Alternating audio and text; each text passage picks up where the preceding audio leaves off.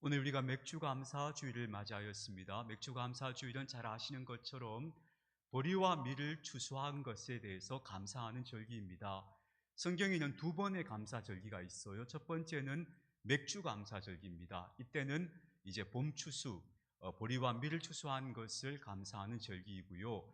그리고 마지막에 장막절이란 절기가 있죠. 수장절이라고도 합니다. 그때는 가을의 열매를 추수하는 절기예요. 그래서 그 가을 열매를 다 추수해서 창고에 드린다 해서 수장절이다 그렇게 부릅니다. 그래서 이 두 번의 절기는 다 감사의 절기라고 말씀드릴 수 있습니다. 그래서 오늘 우리가 감사의 마음에 대해서 잠시 오늘 생각해 보려고 합니다. 오늘 본문에는 한 여인이 등장하고 있습니다. 그 여인은 죄를 지은 여인이라고 오늘 누가복음은 그렇게 우리에게 말해주고 있어요. 근데 이때의 죄가 어떤 죄일까 하면요, 이 당시의 여인들의 상황을 짐작해 보자면 이 죄는 아마도 성적인 죄였을 것이다 그렇게 짐작해 볼 수 있습니다. 왜냐하면요, 당시는 지금 예수님께서 거니시고 있는 갈릴리 지역의 경제 상황을 잠깐 우리가 살펴보면요, 갈릴리 지역은 유다 지역에 비해서 훨씬 비옥한 땅이었어요. 농사 지을 수 있는 곳이 많고 또 기름진 땅도 많았습니다. 근데 문제는 땅이 넓고 기름지다고 해서 그곳에 사는 사람들이 다 잘 사는 게 아니었어요. 당시 정치적 상황이 매우 복잡해서 유대 지역에 살고 있는 부유한 사람들, 귀족들이나 돈이 많은 사람들이 갈릴 지방에 있는 땅을 대거 자기들의 소유로 삼고 있는 경우가 많았습니다. 요즘 말로 하자면 부재지주인 겁니다. 농사 짓지 않으면서 땅만 많이 소유하고 있는 사람들, 그런 사람들이 주로 갈릴리에 있는 농지들을 많이 소유하고 있었어요. 그러니까 이 갈릴리 사람들은 그 땅을 소작하거나 아니면 그 땅에서 농사 짓는 일의 품꾼으로 쓰여지는 경우가 많았습니다. 정작 넓고 기름진 땅에 살고 있지만 그 땅의 주인들은 아닌 거예요. 갈릴리 사람들은 대부분. 당시에 정치적 상황들이 이런 문제들을 만들어냈던 거예요. 당시에 세금이 가혹했거든요. 근데 그 가혹한 세금을 감당할 수 없으면 땅을 빼앗기는 거예요. 그렇게 빼앗겼던 땅은 또 여러 경로를 통해서 부유한 사람들의 손으로 들어가는 거예요. 그러면 이제 그 사람들은 거대 지주가 되고 땅을 빼앗긴 사람들은 그 땅에서 자기 몸을 팔아야 먹고 살 수 있는 존재로 전락하고 마는 거예요. 그래서 예수님의 비유 가운데 품꾼의 비유가 많이 나오는 이유는 그 시대의 경제 상황을 반영하고 있다 그렇게 보시면 됩니다. 그러니까 빈부격차가 심하고 이런 사람들, 일반적인 백성들은 살아가는 것이 되게 고달팠던 그런 시절이었다고 말할 수 있습니다. 거기다가 여성들의 삶은 더 힘들었습니다. 당시에는 아주 강력한 가부장제 사회였죠. 그러니까 남성 외에는 여성들은 사람의 명수에도 서주지 않았던 그런 시절입니다. 근데 만약에 이 여성들이 남편을 일찍 잃어버린다거나 아니면 그 여성의 노후를 보장해 줄 수 있는 자녀가 없을 때는 그 삶이 정말로 막막해지는 거예요. 남자들은 몸이 있으면 가서 품꾼으로라도 사용할 수 있지만 여성들은 품꾼으로도 안 써주는 거예요. 거기다가 사회적 활동들이 다 차단되어 있으니까 만약 여성들이 경제 활동을 해야 한다면, 자기 스스로 먹고 살아야 한다면 그 여성들이 가지고 있는 자산은 자기 몸밖에 없는 경우예요. 그럴 때 그 몸을 이용해서 말하자면 생계를 유지할 수밖에 없는 그런 상황이 갈릴리 지역에서는 아주 허다하게 발생했다고 봐요. 그래서요, 공식적으로 유대 사회에는 매춘이 존재하지 않았다고 말해요. 근데 실제로는 많이 존재했어요. 그게 뭐였는가 하면 바로 아무런 생계 수단을 갖지 못한 여성들이 최후의 수단으로 선택하는 일들이 바로 그런 일들이었다고 보고요. 성경에서 죄인이라고 여성이 규정되는 경우는 그런 경우가 많을 것이다 라고 보는 겁니다. 자, 그런데 오늘 우리가 읽은 말씀에서 이 여인은 아마도 막달라 마리아일 것으로 보여요. 왜냐하면 8장 2절에 가면요, 이 7장이 끝나고 8장에 가면은 예수님을 따르던 여인 중에 막달라 마리아라는 여인의 이름이 제일 먼저 등장해요. 그래서 이것이 이 7장의 사건과 연관성이 있을 것이라고 보는 겁니다. 그래서 이 7장에 나오는 이 죄 많은 여성은 막달라 마리아였을 것이다 그렇게 봐요. 근데 막달라 마리아에 대해 설명하면서 이렇게 말합니다. 7 귀신이 들렸다가 예수님께로부터 노임을 받은 사람, 해방된 여성이라고 말해요. 그러니까 7 귀신이 들렸다는 건 그 여성의 내면이 심각하게 분열되어 있는 아주 깊은 상처를 입은 그야말로 갈기갈기 찢겨진 영혼을 가진 여성이었다는 걸 말하는 거죠. 그런 기막힌 사연을 가진 여성이었으니까 아마도 이 여성이 오늘 본문에 등장하는 바로 그 여성일 것이다, 그렇게 보는 겁니다. 어쨌든 이 여성은 한 바리새인의 집에서 식사하고 계시는 예수님께로 다가옵니다. 그리고는 예수님의 앞으로 나아갈 엄두를 못 내는 겁니다. 그래서 예수님의 등 뒤로 가서 눈물을 흘립니다. 그러면서 그 눈물로 예수님의 발을 적십니다. 얼마나 울었는지 그 눈물이 예수님의 발을 적시는 거예요. 그랬더니 그 여인이 긴 머리카락을 풀어내립니다. 그리고 자기 머리카락으로 예수님 발을 막 닦는 겁니다. 이거는 닦을 수건이 없어서 그렇게 한 게 아닌 것 같아요. 이 여인이 자기 몸으로 보여줄 수 있는 지극한, 말하자면 어떤 간절한 마음, 지극한 마음을 그렇게 표현하고 있는 것으로 보여요. 그렇게 예수님의 발을 자기의 머리털로 닦고 나서는 그 여인이 가지고 온 값진 향유를 깨뜨려서 그 예수님의 발에 부어드렸다는 거예요. 보통 향유는 발에 붓는 게 아니에요. 머리에 붓거나 몸에 붓는 거예요. 그래서 사람들이 귀한 손님이 오면 향기 나는 기름을 그 머리에 발라주는 거예요. 그게 손님을 대접하는 방식이거든요. 근데 이 여인은 그 기름을, 그 값비싼 향유를 예수님 머리나 예수님 몸에 부어드릴 용기가 없었던 거예요. 아니면 이 여인이 이런 생각을 했을지도 몰라요. 나 같은 미천한 여인이 감히 어떻게 그분께 이 기름을 부어드릴 수 있겠는가 해서 예수님의 발에 부어드린 것 같아요. 그렇게 그 여인이 예수님 앞에서 지극한 모습을 보인 겁니다. 여인의 남대없는 등장과 이 당황스러운 행동은 이 여인의 마음을 담고 있다고 봐야겠죠. 그러니까 그 자리에서 함께 식사하던 사람들이 다 당황한 겁니다. 아, 저런 여인이 이 자리에 출연했다는 것도 불쾌한 일인데 그 여인이 예수님 앞에 와서 눈물을 대성통곡을 하고 머리털을 가지고 발을 닦고 거기다가 향유를, 그 값진 향유를 발에 부어버리니까 그 난데없는 행동이 너무 당황스러웠던 거예요. 그래서 사람들이 당황할 때 그때 예수님께서 오늘 이 여인에게 하신 말씀을 우리가 읽은 겁니다. 성경은 이 여인이 왜 이런 행동을 했는지에 대해 자세히 설명하지 않으니까 우리가 어느 정도는 짐작할 수밖에 없겠습니다만 이 여인이 예수님을 직접 대면한 것은 아마 처음으로 보여요. 그 전에 예수님을 직접 대면하지 않았던 것 같아요. 그리고 이 여인은 그러나 먼 발치에서 예수님을 보았거나 예수님 말씀을 많이 들었던 것 같아요. 비록 가까이 대면한 적은 처음이지만, 직접 예수님과 맞닥뜨린 적은 처음이지만, 그녀가 이렇게 눈물을 흘리면서 머리털로 예수님의 발을 닦아드리고 또 향유를 부어드린 것을 보았을 때 이 여인은 예수님에게서 말로 표현할 수 없는 선물을 받았다고 느낀 것 같아요. 너무 감사했던 거죠. 예수님을 보니까 너무 감격스러워서 그래서 그분 앞에 눈물을 쏟으면서 그 발을 닦아드리고 향유를 부어드렸다, 그렇게 우리가 짐작해 볼 수 있겠습니다. 이렇게 설명할 수 있을까요? 예수님 때문에 내가 다시 살았습니다, 내가 살게 되었습니다 하는 것을 이런 식으로 표현하고 있다라고 우리가 짐작할 수 있겠습니다. 이런 사람들은 보통 그늘 속에 사는 사람들이라고 말합니다. 공식적인 자리에 나타날 수도 없고 공식적인 통계에 잡히지도 않는 사람들입니다. 우리나라에서도요, 직업군을 놓고 통계를 낼 때 이런 여성들은 잡히지 않을 거예요. 그 사람들은 존재하고는 있지만 그 존재를 부정당하고 있는 사람, 그 사회의 그늘 밑에 존재하는 사람들이라고 말할 수 있습니다. 그리고 이 여인은 이런 여인들을 경멸에 맞지 않는 바리새인의 집에 나타난 겁니다. 그리고 그 식사 자리에 나타나서 이토록 간절한 몸짓으로 자신의 마음을 표현했는데 저는 그 마음이 정말 지극한 감사의 마음을 표현한 것이었다, 그렇게 볼 수 있다고 생각합니다. 지극한 감사를 이런 마음으로 표현했다 하는 것이죠.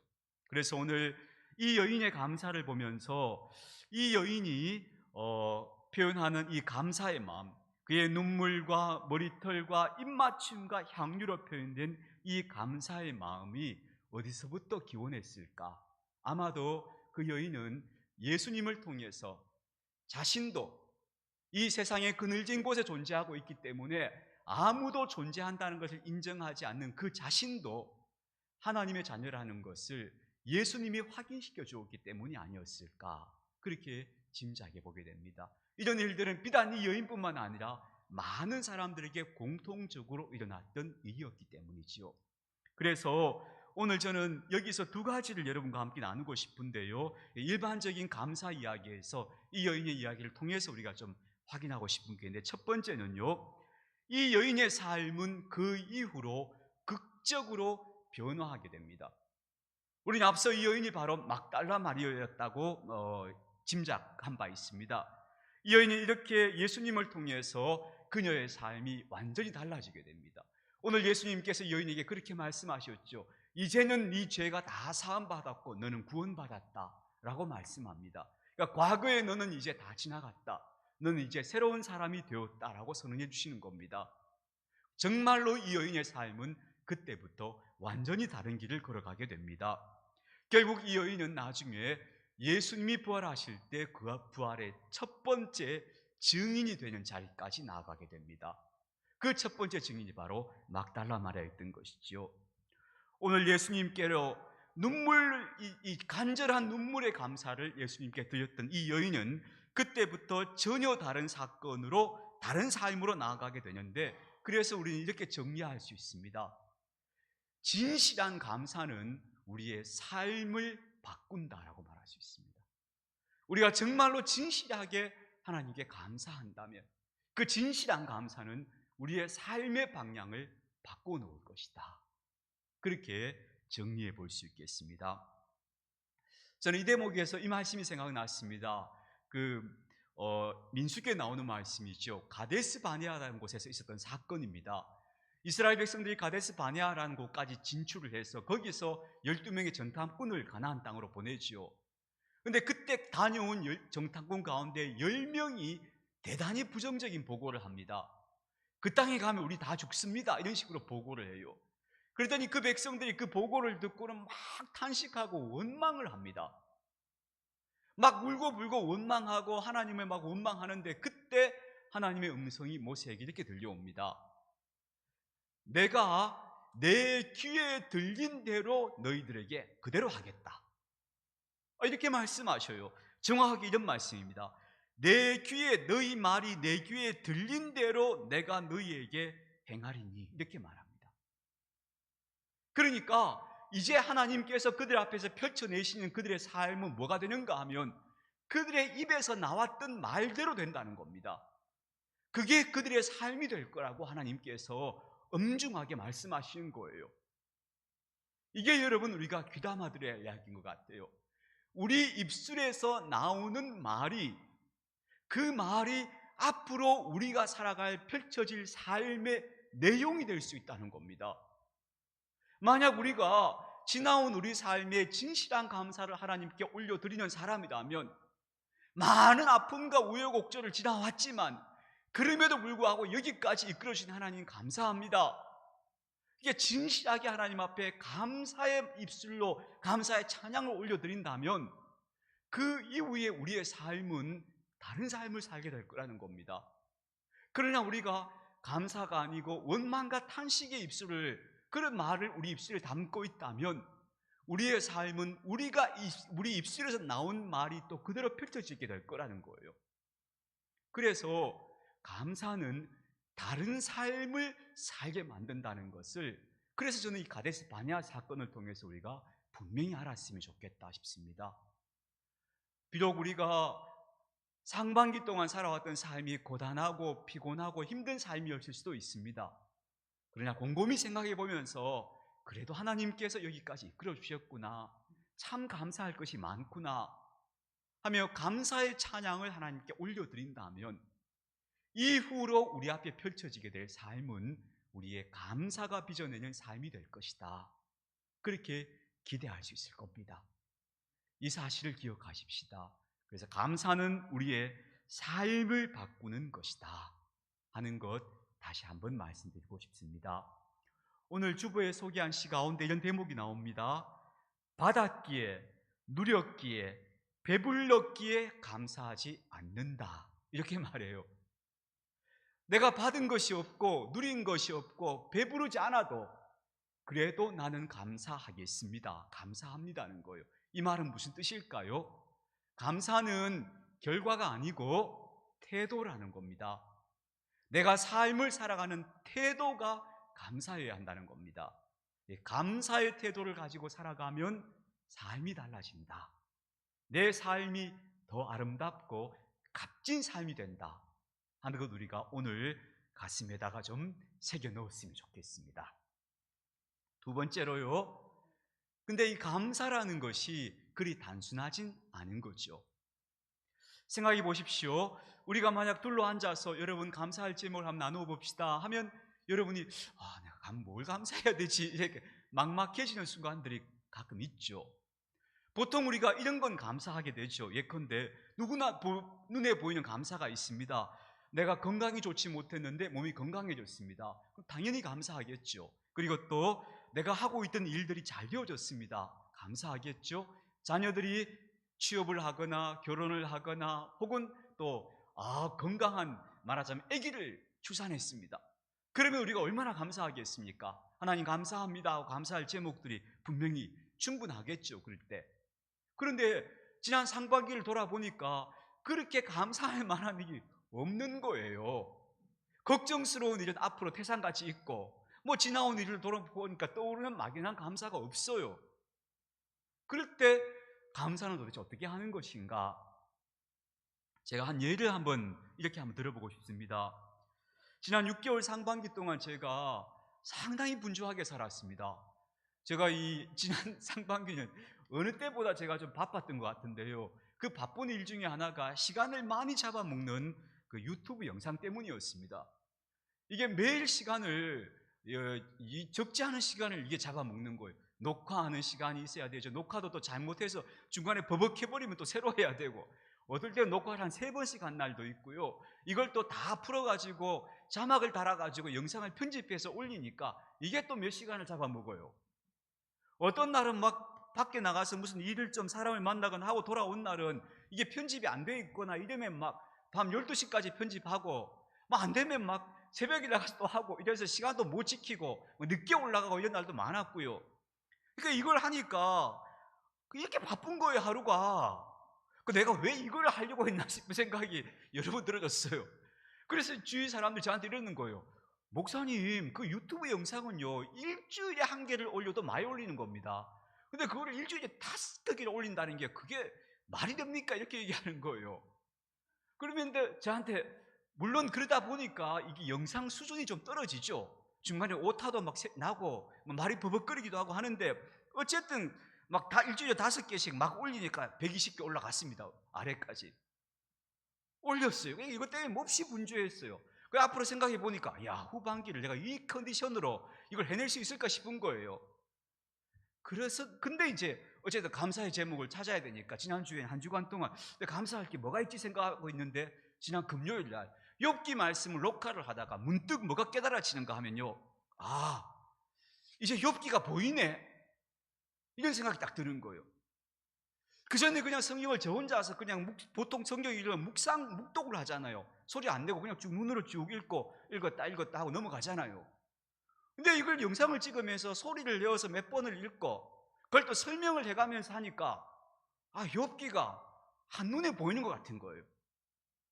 여러분 욥기가 상당히 복잡하게 느껴지지 않습니까? 계속 대화체고 이게 뭔 말이야 싶을 때가 많았는데 욥기가 한눈에 보이는 것 같아요. 그래서 이거 성경 통독을 내가 이거 올렸더니 내 눈이 밝아졌구나. 성경을 보는 내 눈이 더 밝아졌구나. 이게 감사한 거예요. 그래서 이 감사의 마음이 딱 생기니까 그래 후반기도 어쩌든지 한번 또 해보자 이런 생각이 들어지는 거예요. 제가 이걸 왜 말씀드리는가 하면 여러분 감사라는 것이 찾아야 나온다는 거예요. 찾아야 진짜 감사가 나오는 거예요. 찾지 않으면 어떤 것만 감사하는가 하면 피상적인 거, 툭툭 보이는 거, 드러난 것만 감사하게 돼요. 근데 그런 감사는 다 하는 거예요. 누구라도 안 하는 사람이 없어요. 그런 감사는 안 믿는 사람도 다 감사하다 그래요. 우리 그리스도인이 감사를 삶의 태도로 삼으려면 뭘 해야 되는가 하면 감사를 찾아야 되는 거예요. 내가 뭘 감사해야 되지? 아무 일도 없었는데 이 상반기를 뭘 감사해야 되지? 이렇게 여러분이 하루 이틀 생각하다 보면은 그래, 이게 진짜 감사구나. 나 진짜 감사해야 되겠어. 이런 생각을 하나님이 주시는 거예요. 그 진짜 더 깊은 감사를 하나님께 올려드릴 때, 그래, 내 삶이 참 감사할 것이 많구나 하며 스스로가 동의하게 되는 거죠. 우리 이런 경우 있잖아요. 그래, 감사해. 감사는 한데 말이야. 이런 때가 있잖아요. 근데 그 왜 그런가 하면 내가 말로는 감사한다 하며 속으로는 감사에 동의가 안 되고 있는 거예요. 지금 내 영혼이. 근데 깊이 생각해 보면 내 영혼이 감사에 동의가 되는 감사가 생겨나는 거예요. 그때가 우리가 진짜 내 영혼이 하나님 앞에 감사하는 시간이다. 이렇게 생각하시면 좋겠습니다. 그래서 감사를 찾으십시오. 감사할 게 뭘까? 찾아보셔서 깊이 감추어 있는 감사를 끌어내십시오. 그때 여러분이 진심으로 동의하는 감사의 제사를 하나님께 드리는 겁니다. 제가 들었던 참 아름다운 감사 이런 것이 있었습니다. 제가 그 첫 목회지에서 어린아이들 주일학교를 운영하지 않았겠습니까? 근데 그 주일학교 아이들 중에 이런 아이들이 있었습니다. 그때부터 그랬어요. 아이들이 부모님들이 이혼을 하거나 하면 그 아이들을 시골로 보내는 거예요. 부모님들이 맡아 기르는 이런 아이들이 시골에 상당히 많이 있었어요. 그런 아이들이 주일학교를 오는 거예요. 근데 그 중에 어떤 아이가 있는가 하면 두 자매인데, 요 두 자매가 애들이 참 여자아이들인데 예쁘고 참 고르는 예쁜 아이들이었어요. 얘들 초등학생이 둘 다. 근데 얘들은 부모님이 이혼하시고 흩어졌는데 얘들을 맡아줄 사람이 없어서 아버지의 고모님, 고모 할머니죠. 아버지의 고모가 그 지역에 그 동네에 중학교 교장 선생님으로 와 계셨는데 아무도 맡아줄 사람이 없어 이 아이들이 보육원에 가야 되니까 그 고모 할머니가 듣고 얘들을 거둔 거예요. 근데 그 고모 할머니가 평생 독신으로 교육에 일만 하셨으니까 음식도 할 줄 모르고 애들 돌볼 줄 몰라요. 근데 어쨌든 교육자니까 이분 아이들을 그냥 둘 수 없다 해서 거두어서 당신이 다 애들을 거두어서 이제 키우는 거예요. 그 아이 두 아이가 여자아이가 우리 교회에 주일학교를 나왔어요. 근데 이 두 아이가 참 예쁜 아이들인데 이 아이들이 어느 날 우리가 이제 감사주일을 맞이해서 감사의 제목을 적어보자 하고 이제 애들한테 종이를 하나씩 주고 감사할 제목을 적어서 기도문을 쓰게 했어요. 근데 그 중에 막내 그 둘째 아이가 그때가 얘 초등학교 한 3학년이나 4학년쯤 됐을 거예요. 얘가 뭐라고 적었는가 하면 하나님이 계셔서 감사합니다. 이렇게 적었어요. 제가 그때 깜짝 놀랐어요. 와, 이놈 대단하다. 뭐 다른 게 아니고 하나님이 계신다는 게 지가 감사하다는 거예요. 와, 이런 생각할 수도 있구나. 근데 제가 한 수 배웠죠, 걔한테. 맞아, 하나님 계신 게 참 감사한 일이구나. 우리가요, 생각해보면 이런 감사가 올라와요. 이런 진실한 감사가 올라올 수 있어요. 이런 진실한 감사를 우리가 하나님 앞에 올려드렸으면 좋겠습니다. 자, 정리해 볼게요. 감사는요, 삶을 바꾼다. 감사가 앞으로 내 삶을 바꿀 거다. 감사는 삶의 태도다. 기억합시다. 그리고 그 감사는 툭툭 튀어오르는 보이는 것만 감사할 게 아니고 보이지 않는 것을 잘 생각해 보자. 그래서 내 마음이 깊이 동의할 수 있는 진짜 감사를 하나님께 올려드리자 하는 거였습니다. 자, 이 본문과 똑같은 사건을 다루고 있는 요한복음에서는 이렇게 이야기합니다. 이 여인이 옥합을 딱 깨뜨렸어요. 깨뜨렸더니 향유 냄새가 가득했대요. 그랬을 거예요. 이 향유는요, 되게 비싼 거였어요. 300데나리온짜리였다고 다른 복음서에서 말하거든요. 이건 지금 우리 노동자 1년 품삯, 1년 연봉에 가까운 돈이에요. 어마어마하게 비싼 이 향유예요. 그러니까 그 냄새가 대단했을 거예요. 탁 깨뜨리는 순간 그 냄새가 온 집에 막 가득해버린 거예요. 전 이 장면이 너무너무 인상적이었어요. 우리가요, 하나님 앞에 감사의 마음으로 올려드리는 삶을 살면 그 감사의 향기가 세상으로 퍼져나갈 것 같아요. 그게 진짜 향유 냄새처럼 착 번져나가지 않을까 싶어요. 그리스도인의 가장 아름다운 삶의 모습 가운데 하나는 감사하는 것이다. 감사의 향기를 세상에 퍼뜨리는 것이다. 그게 아마도 복음 전하는 또 다른 방법이 되겠죠. 그래서 감사는 삶의 태도이고, 그리고 내가 깊이 동의하는 진짜 감사는 묵상 속에서 나온다. 찾아야 나온다. 그래서 그런 감사를 하나님 앞에 올려드리는 저와 여러분이 되었으면 좋겠습니다.